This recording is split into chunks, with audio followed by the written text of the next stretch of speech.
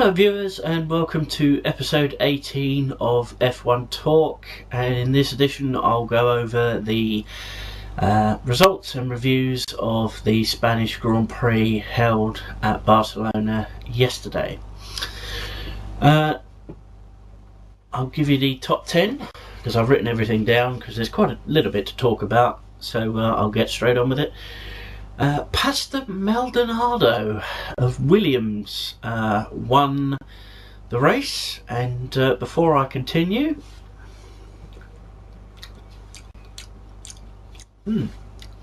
tasty. That was me eating my hat because I am one of his critics. I think that Maldonado was brought into the team with a large injection of cash, and that was the only reason. Now, quite frankly, Maldonado has shown so far this season that he is capable of driving an F1 car quickly, and obviously yesterday he has shown he is quite capable of winning a race. So my apologies actually go out to him and his supporters.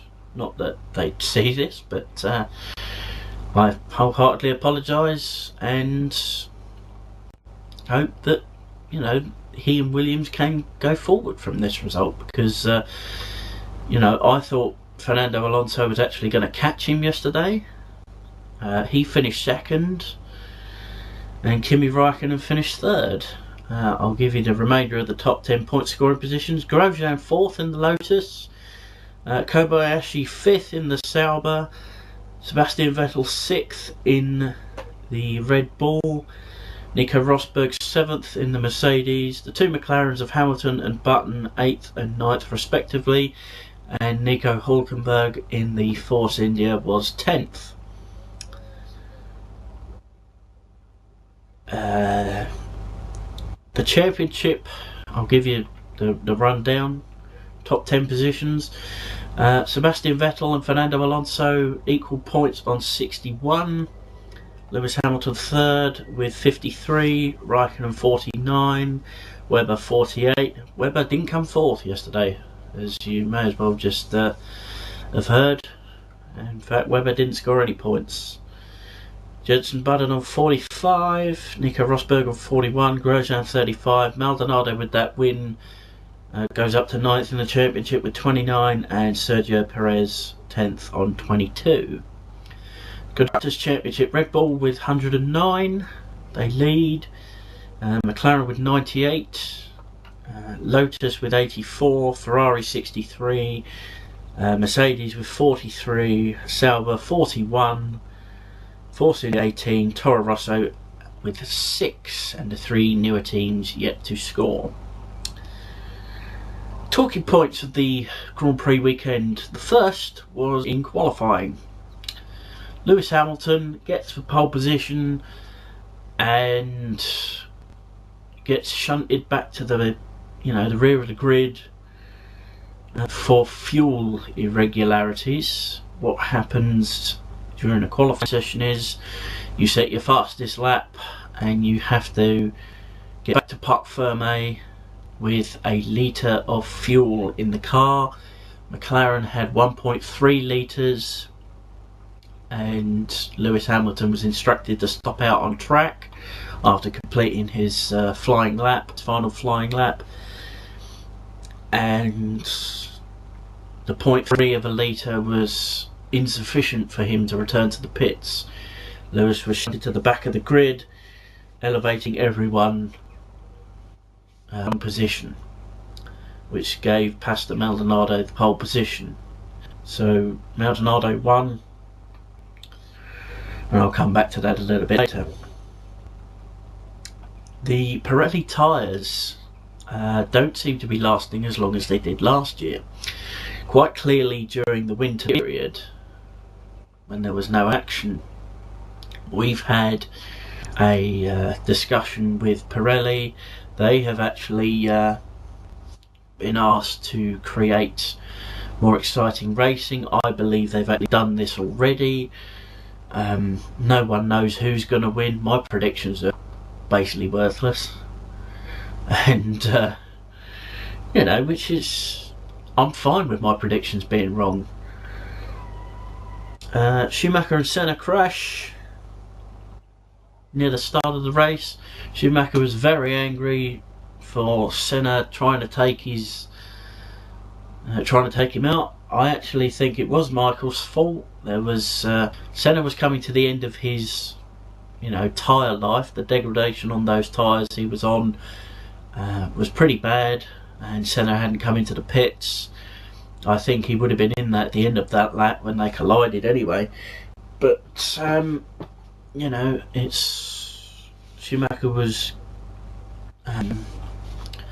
penalised. He was out of the race anyway, but Schumacher will have a 5-place grid drop at Monaco. So Schuey's got to go all out for the pole, which he won't get anyway because there are faster cars. But so Schumacher will be dropped 5 spots on the grid come Monaco. Let's see what's going to happen there. A very bad day at McLaren.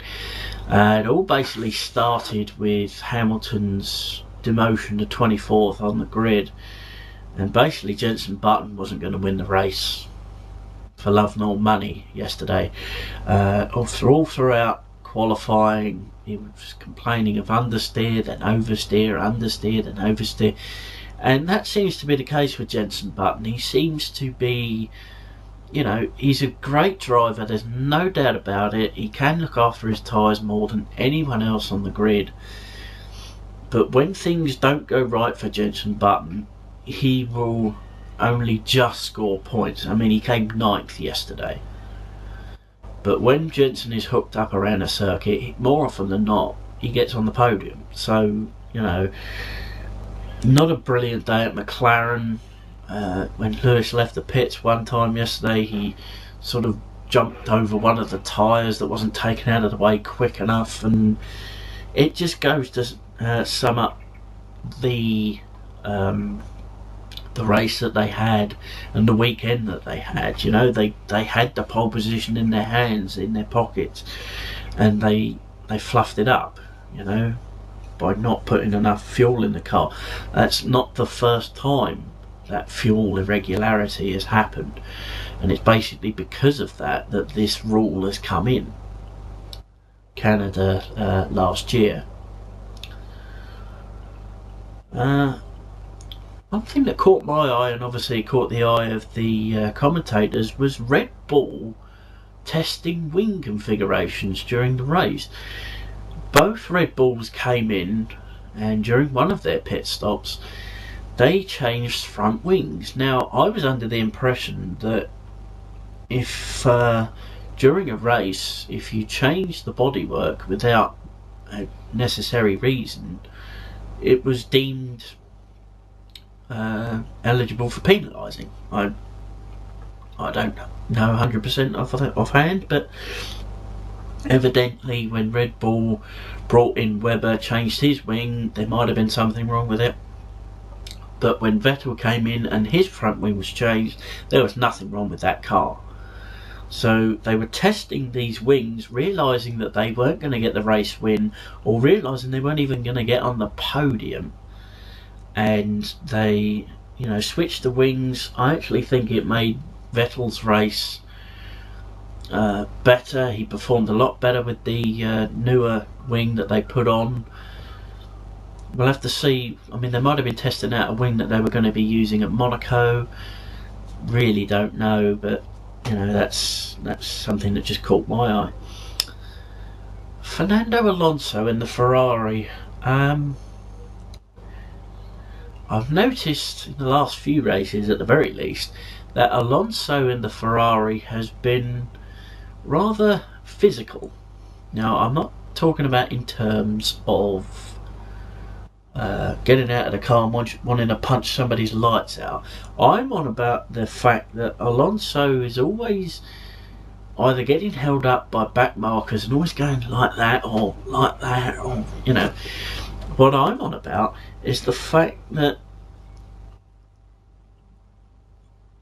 obviously Fernando knows how to play the F1 game.